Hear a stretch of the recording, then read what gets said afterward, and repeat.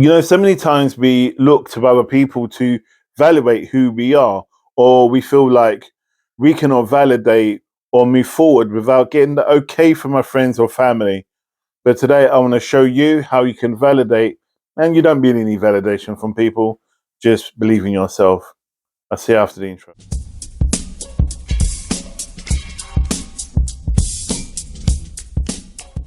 So greetings and welcome back to Karnak Holistics, where we learn together and we grow together in the sight of God. So as I said today, I want to speak about validating yourself.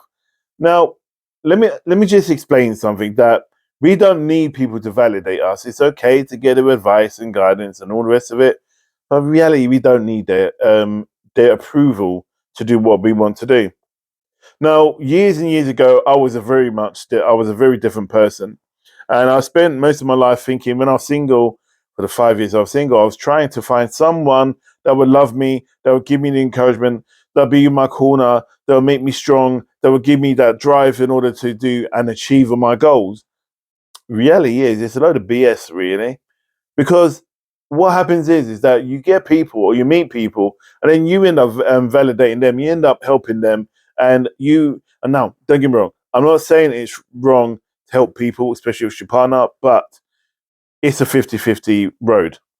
So what I want to say is, like, I spent my time trying to get the approval of my partner. So when they didn't approve, or they were like, I'm not too sure, or I never fit in with their genre, or it may be what their family may think, I kind of like went, well, maybe I'm good at wrong. Maybe I should think about how the family going to react, my own family, my children, and everybody else.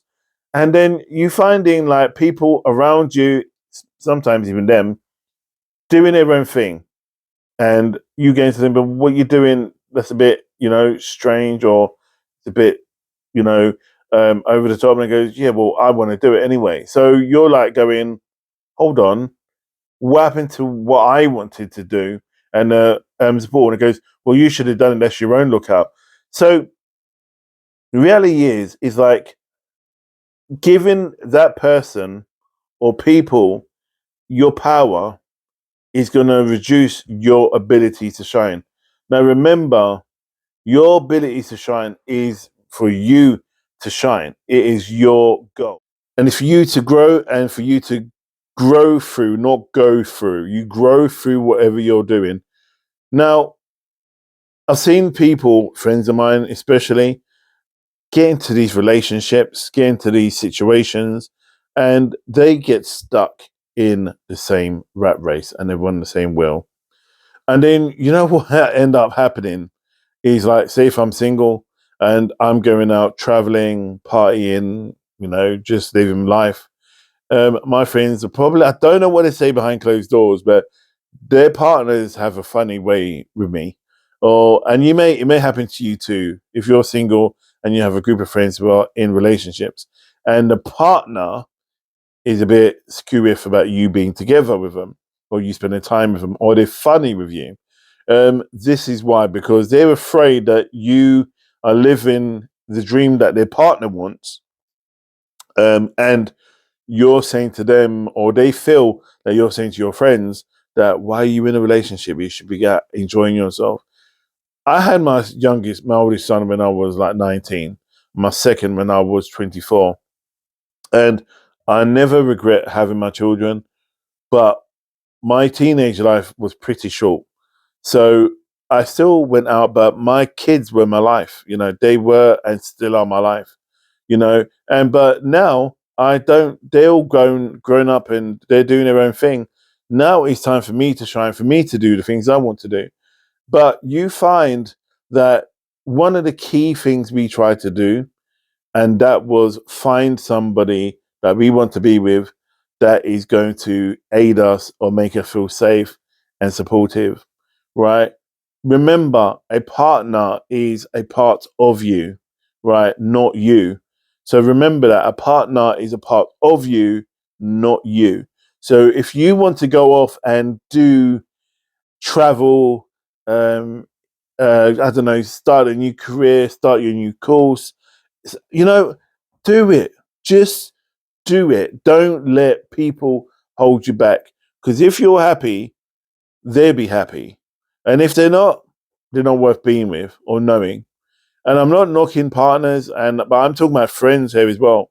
Friends will be the first one to hold you back, to turn around and say, "Do you really want to do that? You know, there's other things you should be focused on. You're too old to do that." Like I'm studying psychology and counseling I'm doing a BA in it, and I'm 49 years old, right? And I've had some people go, "Really? Why are you doing that for? It's a bit too late. It's a bit too late in the day." And I'm like going, "Well, no, it's not, because I've still got breath in my body, and I love what I do. So I just want to keep shining and keep growing." So people would struggle with that, because I don't seek permission from anybody. And when I find I'm doing it, because sometimes I do it with my partner, I slowly go, "What do you think it is?" And so on. And if they say, "Well, I find I'm stuck," right? And you don't want to upset them, and so on. But yet, if they want to do their thing, like if they don't want to travel, if they just want to stay, if they don't want to advance their career, that's their lookout. That's down to them. And I'm not stopping them from doing whatever. But I'm not going to stop I'm not stopping my dreams, because what your life is like in this moment. Yeah, your life is set, you know. And for me, I wanted to move further afield. I wanted to move, more up north. I want to spend more time seeing different communities, different areas, and I started doing that. And if my partner says they didn't want to do that, that's fine. I'll just do it anyway. And again, it's like no one runs my life, and I don't run theirs. There's a saying people know me for saying, "You don't pay my bills, and you don't put food on my table." So at the end of the day, so you can't pretty much tell me what to do. My parents probably were just about the only ones that did, and even that I still rebelled. So you know reality is like, if you want to do something, don't let it be a something you take to the grave. Don't let them dreams lay in a graveyard. You don't need people to validate you. You don't need people to tell you how brilliant you are. You don't need people to influence you. You don't need people to help you move forward. You don't need someone in an industry to give you a leg up. You know, every industry I started at the bottom. Yeah. I started as low as I could, and I've climbed within it. So when people try to turn around and say, "Oh yeah, you think you're all that in a bag of chips," and I'm saying, "Well, yeah, I know, because I've started like sweeping the street. I started on the stock room floor. I started filling those empty shelves. I started emptying bins. I started cleaning windows. I started working in kitchens.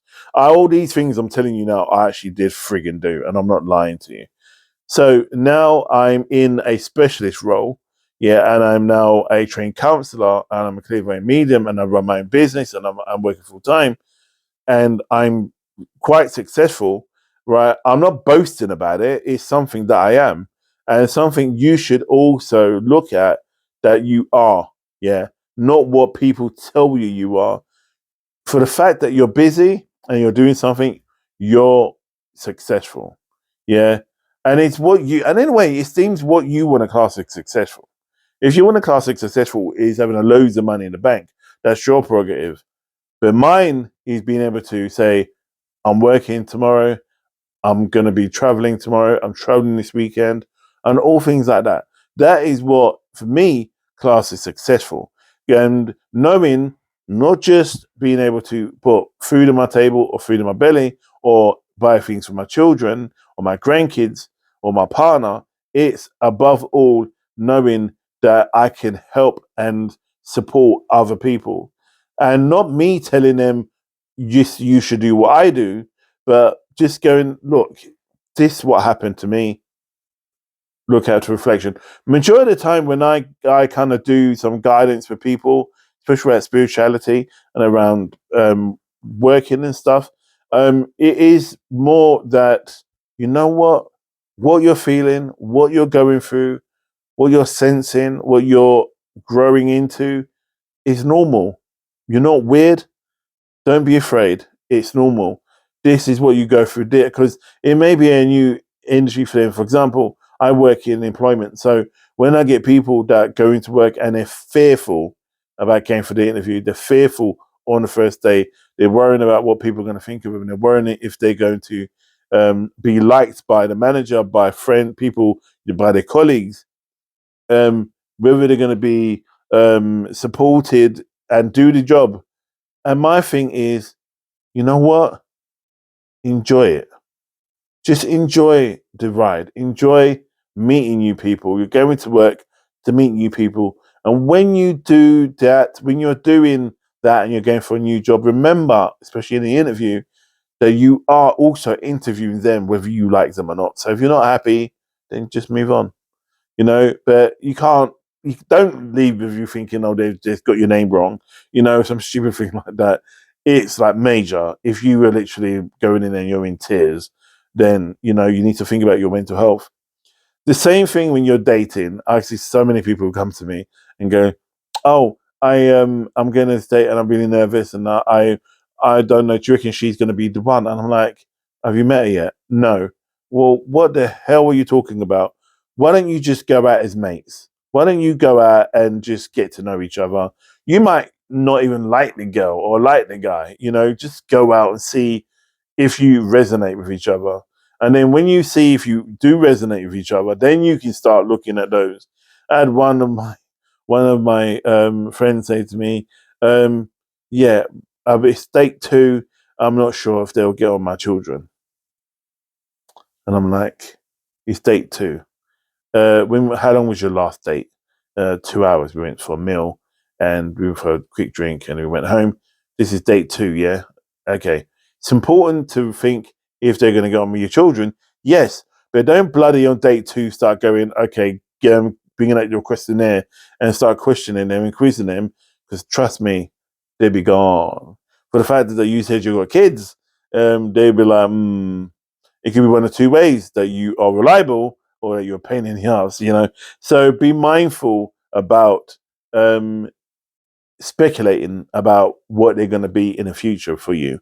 It's good to know, but it's not good to reinforce it all the time and be totally obsessed. But for me, when I met my partner, we just spoke for hours.